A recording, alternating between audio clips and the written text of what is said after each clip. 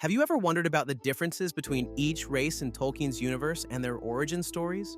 It's both more complicated and simpler than you think. In the very beginning, there was Eru Ilúvatar, the supreme deity and creator of everything. From his vast imagination, Eru brought forth the Ainur, celestial beings each with their own unique essence.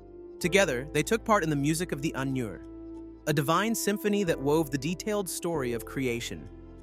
As the music progressed, Eru shared his grand design with a select group of the Ainur. Inspired by his vision, these chosen Ainur decided to enter Ea, the realm of existence. In the world of Arda, they dedicated themselves to shaping the physical universe. These powerful beings became known as the Valar and settled in the blessed land of Valinor, often referred to as the Undying Lands. Each Valar was given their own specific domain, overseeing different aspects of Arda. Many of them were connected through marriage or family ties, forming a divine family that worked together to maintain the world's balance. Leading them all was Manwë, the chief and mightiest of the Valar, who governed the winds from his high tower on Tanicatil, the tallest mountain in Valinor. His wife, Varda, also known as Elbereth, is the queen of the stars. Her radiant light brightens the night sky and inspires the elves with her stunning beauty. Ulmo, the Lord of Waters, oversees all seas, rivers, and lakes, often traveling to Middle-earth to shape its aquatic landscapes and nurture life within them. In the realm of creation and growth, Yavanna, the giver of fruits, tends to all living things, plants, trees, and the creatures that depend on them. Her husband, Owl the Smith, is a master craftsman, forging great treasures and mighty weapons. Together, Yavanna and Owli created the Ents and the Dwarves, and we'll discuss the Dwarves more later. The divine family also includes Mandos, also known as Namo, the judge of the dead, who oversees the fates of souls from his home in the halls of Mandos in Valinor. His wife, Vaere, the weaver of time, weaves the world's events into her intricate designs. In the areas of dreams and healing, Irmo, also called Lorien, the master of dreams and visions, provides peace through soothing dreams. His wife, Este, the healer of hurts and weariness, comforts those in need. Orome, the huntsman of the Valar, plays a role in awakening the elves by finding them in Quivinen and leading them to Valinor. His wife, Vanna, symbolizes youth, beauty, and renewal, bringing a sense of endless spring wherever she goes. Adding to this divine family is Tulkas the wrestler, who embodies physical strength and bravery.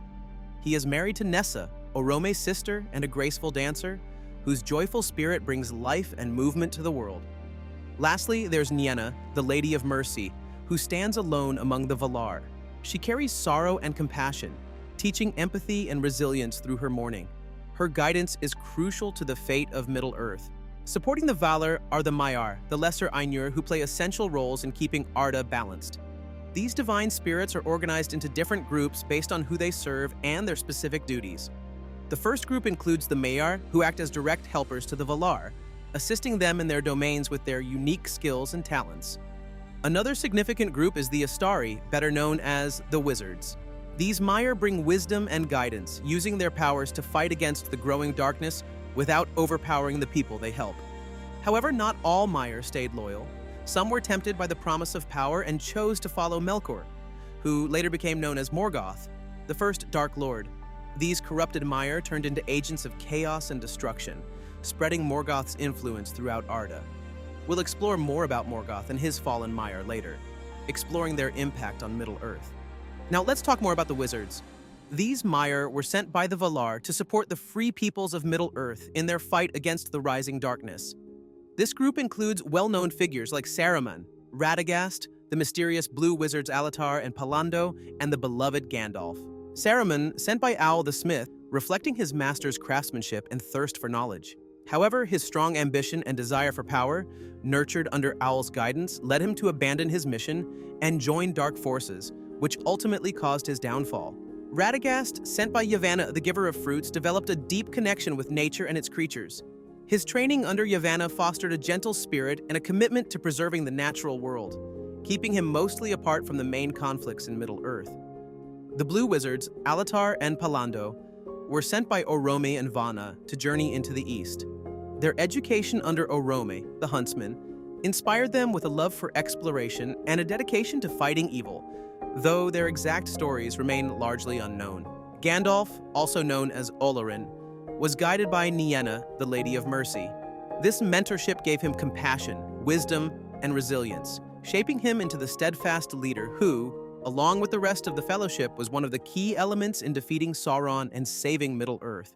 Gandalf's unwavering commitment to helping others ultimately led to the salvation of Middle-earth, whereas the other Istari were not as successful, if at all. Before we explore the rest of the Maiar, let's take a step back and talk about Melkor, who he is and how he fits into the story. Melkor was the most powerful of the Ainur, created by Eru Ilúvatar, the supreme deity. From the start, he had incredible potential and strength, wanting to leave his own mark on creation by shaping the world to fit his personal vision. While the other Ainur worked together smoothly through the music of the Ainur to create Arda, Melkor often pushed his own ideas, causing tension and conflict. Eru Ilúvatar included these discordant notes into the grand design, but Melkor's constant desire to dominate and control led to ongoing struggles within Arda. Once the Ainur descended to Arda, Melkor didn't stop at disrupting the music. He actively tried to destroy and undermine everything the Valar and Maiar had created, leading to widespread destruction and numerous wars. His quest for power pushed him deeper into darkness, eventually earning him the name Morgoth Boglir, meaning Black Foe of the World. He attracted other Maiar who were tempted by his thirst for power, turning them into his agents of darkness and causing significant turmoil that challenged the Valar and the Free Peoples in their efforts to keep peace and harmony. Morgoth left deep scars of conflict and struggle in Middle-earth through his own destruction, and he also created terrifying creatures like orcs and dragons to expand his influence. But we'll dive into those dark creations later. For now, it's important to understand how Morgoth influenced the Maiar as we continue to explore every race in Middle-earth. Now that we understand how Morgoth rose to power, let's discuss the Maiar who chose to follow him and became pawns in his dark plans. One of the most notable fallen Maiar is Sauron, who would later become the main antagonist in Middle-earth stories. Originally a servant of Aule the Smith, Sauron was drawn to Morgoth's quest for power and order through domination. His exceptional skills in crafting and manipulation made him Morgoth's right-hand man, handling many of the Dark Lord's strategies and creations. Beyond just seeking power, Sauron became obsessed with imposing a strict order on Middle-earth, believing that his rule was the path to healing and bringing true harmony to the world. This desire to control and fix Middle-earth ultimately led him to pursue his own dark ambitions after Morgoth's defeat. Another significant group of Morgoth's followers are the Balrogs. Balrogs are some of the most fearsome warriors in Middle-earth, blending fire and shadow into their terrifying presence. Imagine a figure about the height of a man but exuding pure terror. Their eyes burn like furnace fires, and they wield long, flaming swords and whip-like weapons made of many strands. These fearsome beings move with fiery intensity, their hair seeming to catch fire, and their very presence can strike fear into the hearts of their enemies. The most well-known Balrog is Durin's Bane, who famously confronted Gandalf in the mines of Moria. Another named Balrog is Gothmog, the Lord of Balrogs, who led Morgoth's forces in numerous battles against the Valar and the Free Peoples of Middle-earth, especially during the First Age. Lungorthin is also among the named Balrogs, mentioned in an early version of the Lay of the Children of Hurin. According to Tolkien, there were at most 7 Balrogs in all, with the rest remaining unnamed. These Balrogs were essential to Morgoth's army, serving as elite warriors who could unleash devastating power on the battlefield. It's interesting to note that in Peter Jackson's films and the Rings of Power series, Balrogs are often portrayed as immense fiery demons with horns and wings. This depiction has sparked much debate among fans and scholars about its faithfulness to Tolkien's original descriptions. However, we won't get into that discussion now. In addition to fallen Maiar like Sauron and the Balrogs, Morgoth and his followers were connected to various other dark entities in Middle-earth. Among the most infamous are the Spiders, with Ungoliant standing out as a mysterious and powerful being associated with darkness and consumption.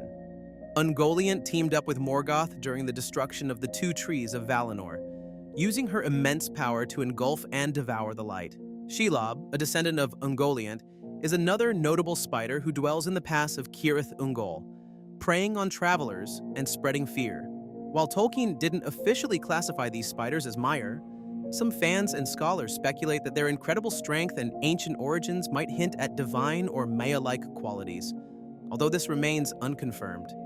Werewolves also play a significant role in Morgoth's dark forces, with Draugluin standing out as the father of Carcharoth, the Red Maw. Draugluin was a fearsome wolf known for his ferocity and unwavering loyalty to dark causes. His son, Carcharoth, gained notoriety for devouring a Silmaril, further tying him to Morgoth's dark history. While these werewolves aren't officially classified as Maiar, their terrifying nature and significant roles in spreading fear have led some fans and scholars to speculate that they might have once been divine spirits who fell from grace, although again, Tolkien didn't confirm this. Another fascinating dark figure is Thuringwethil, a vampire. She was incredibly loyal to Morgoth, serving as one of his most powerful and feared agents. Thuringwethil had a terrifying presence and impressive abilities, which has led some to wonder if she might have been a Maia corrupted by Morgoth's influence. Beyond celestial being joining Morgoth's dark cause, Morgoth himself was able to create some of the most fearsome and diverse creatures in Tolkien's lore. Tolkien noted that evil could never truly create something, thus all of Morgoth's beasts were the result of carefully twisting existing creations into what he desired. Orcs were among Morgoth's most significant creations. The most prominent theory on their origin is that they were elves that Morgoth captured and twisted into deformed, debauched slaves for his war machine. They became the backbone of his armies, known for their brutality, loyalty to Morgoth, and sheer numbers. Orcs made up the majority of forces in Morgoth's battles, terrorizing the lands and causing widespread destruction. Dragons were another of Morgoth's most terrifying creations, either bred or corrupted, to serve as powerful weapons of war and symbols of his might. Notable dragons like Glaurung, the father of dragons, who was wingless, and Ankalagun the Black, mightiest of the winged dragons, responsible for some of the most epic events in Middle-earth's history. Trolls were created or corrupted by Morgoth to add brute strength and terror to his forces. There are different types of trolls, including stone trolls and hill trolls, each varying in size and strength. Stone trolls, for example, were incredibly tough and could blend into rocky terrains, making them sly opponents in battle. Trolls served as shock troops in Morgoth's armies, using their immense power to crush enemies and cause chaos on the battlefield. Ogres were another class of Morgoth's abominations, characterized by their enormous size and immense strength. These hulking creatures were used to break enemy lines and cause havoc during battles. Ogres were less common than orcs and trolls, but were highly valued for their ability to overpower even the strongest of their enemies with sheer physical power. Wargs are fierce, ultra-intelligent wolves that Morgoth often bred to fight alongside orcs. These intimidating creatures served as mounts for orc warriors, making them faster and more deadly in battle. Some theories suggest that wargs might have descended from werewolves because of their similar fierce nature and cunning intelligence. While Tolkien never confirmed this, it's an interesting theory that adds another layer to their origins and shows just how diverse Morgoth's dark forces were. Now, balancing all these dark forces are the main free races of Middle-earth: men, elves, and dwarves. These groups were, mostly, part of Eru's original design for the world, each with their own unique traits and destinies. Elves are the firstborn children of Ilúvatar, awakened under the stars in Cuivinen. They're known for their immortality, grace, and deep connection to nature. The elves split into different groups based on their choices and journeys. The Vanyar are the fairest and most noble. The Noldor are renowned for their wisdom and craftsmanship. And the Teleri are the most numerous and adventurous. When the elves awoke, they were eager to explore the world. Some decided to stay in Middle-earth, embracing their new home and contributing to its beauty and harmony. Others felt a strong invitation from the Valar to journey west to Valinor, the Blessed Lands across the sea. This invitation was partly due to the growing threat of Morgoth, whose dark influence was becoming a serious danger to all of Middle-earth. Those who traveled west are known as the Eldar, meaning star kindlers, while those who stayed behind are called the Avari, meaning unwilling. This split led to diverse histories among the elves, with the Eldar maintaining strong ties to Valinor and the Avari carving out their own paths in Middle-earth. The elves who traveled west faced many challenges, including resistance from Morgoth, who wanted to keep them from reaching the Undying Lands. Despite these obstacles, the Eldar established great realms like Lothlorien and Rivendell, becoming allies in the fight against Morgoth and later Sauron. Their deep knowledge, magical abilities, and craftsmanship made them invaluable in preserving Middle-earth's beauty and balance. Legendary elves like Galadriel and Elrond lead the charge against evil with their wisdom and strength. Men were the second children of Ilúvatar. One of the first groups of men were the Edain, the noble ancestors of the Númenóreans. These early men formed strong alliances with the elves, and were rewarded with the island kingdom of Númenor for their bravery and loyalty. However, their pride eventually led to Númenor's tragic downfall. Then there are the Rohirrim, also known as the Horse Lords of Rohan. Renowned for their exceptional horsemanship and bravery, the Rohirrim play a critical role in defending Middle-earth, especially during the War of the Ring. Their fierce warriors and strong sense of honor make them important allies against Sauron. The Gondorians are the proud descendants of the Númenóreans who survived Númenor's fall. Living in the mighty kingdom of Gondor, they are known for their skilled warriors and strategic minds. Leaders like Aragorn and Denethor highlight their struggle to maintain strength and honor against overwhelming odds. Dunlendings live in the wild, rugged areas west of Rohan. Often fierce and stubborn, they hold on to ancient traditions and resist the influence of neighboring kingdoms. Their desire for autonomy sometimes leads them into conflict with the Rohirrim, adding complexity to the alliances in Middle-earth. The wild men are mysterious and ancient, living deep within Middle-earth's forests. Smaller in stature and possessing unique abilities, they prefer to keep to themselves but play important roles in various legends and battles, using their skills to aid those they trust. Lastly, there are the Haradrim and Easterlings, groups of men from the southern and eastern regions. The Haradrim, or Southrons, are known for their rich culture and skilled warriors, often using war elephants in battle. The Easterlings come from the east and consist of various tribes that support Sauron's forces, highlighting the wide-reaching impact of dark powers in Middle-earth. But actually, there is one more unique and beloved subgroup: the Hobbits. Hobbits are actually a branch of men, often called halflings, because of their smaller stature and peaceful nature. They primarily live in the Shire, a cozy and idyllic region known for its lush landscapes and charming hobbit holes. Hobbits come in a few different varieties, each with their own distinct traits. The most common type is the Harfoots. These are the hobbits you typically imagine, loving simple pleasures like gardening, eating, and celebrating festivals. They cherish peace and quiet, making them the heart and soul of the Shire. Then there are the Stores, a smaller group of hobbits who have a bit more of an adventurous side. Stores are more comfortable around water, often living near rivers and streams. They enjoy activities like fishing and boating, giving them a unique perspective on life in Middle-earth compared to the Harfoots. The Fallowhides are the rarest and most adventurous of the hobbits. Known for their bravery and curiosity, Fallowhides are more likely to venture far beyond the Shire's borders. They tend to be a bit taller and leaner, with a keen sense of adventure that leads them to explore the wider world and get involved in significant events. Hobbits play an important role in the broader story of Middle-earth, despite being largely unknown by most of Middle-earth's inhabitants. Their inherent goodness, courage, and strong sense of community make them unexpected heroes. Even though they prefer a quiet life, hobbits have a remarkable ability to influence the course of history through their actions and steadfastness. We've talked about men and elves, so let's move on to the dwarves next. While the elves are the firstborn children of Ilúvatar and men are the secondborn, the dwarves have a unique story. They're actually the oldest race after the Valar, but they weren't part of Ilúvatar's original plan.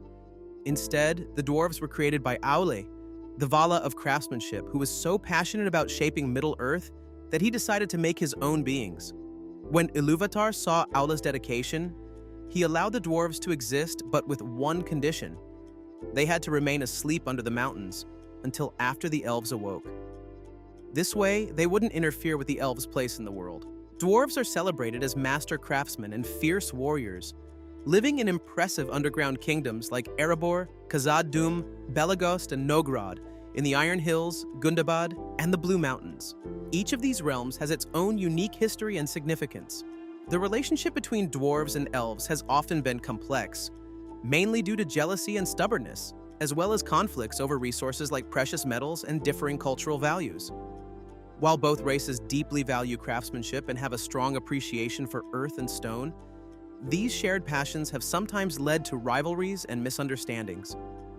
Despite these tensions, there have been significant moments where dwarves and elves have set aside their differences to join forces in the fight against evil. To round out our exploration of Middle-earth's many races, let's talk about the Ents and Huorns. While we've discussed the Dwarves and their craftsmanship, it's fascinating to see how their stories intertwine. The Ents were created by Yavanna, the wife of Aule. Yavanna saw the need for guardians to protect the forests and all living trees, especially against threats like Morgoth. Ents are ancient tree-like beings known as the shepherds of the trees in Middle-earth. They roam the forests, especially Fangorn Forest in the later ages, protecting the trees from evil. In the beginning, there were also Entwives and Entings, but the Entwives, enamored with gardening, set off for distant lands and were never seen again. Thus, the race of Ents slowly came to an end. While Ents are wise and capable of leadership, Huorns are more plant-like and less sentient, blending seamlessly with their surroundings until they are needed to protect against threats.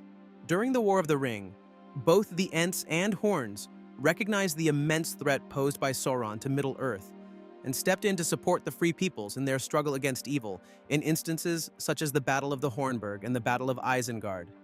These creatures, which symbolically blend nature and humanity, are the perfect conclusion to our exploration of every race in Tolkien's legendarium. Middle-earth is truly a place of diverse and fascinating inhabitants. But Middle-earth is also vast, and there are even more beings that add depth and complexity to this incredible universe. We'd love to hear from you. Do you think we covered all the major races? Which race is your favorite? And what about their stories resonates with you the most? Perhaps there are other races or characters you'd like us to explore in future discussions. Share your thoughts and let us know which parts of Middle-earth inspire you the most. Thank you for joining us on this exploration of Tolkien's legendary world. Whether you're a lifelong fan or new to the lore, the diverse races of Middle-earth offer endless stories of bravery, friendship, and the eternal struggle between good and evil.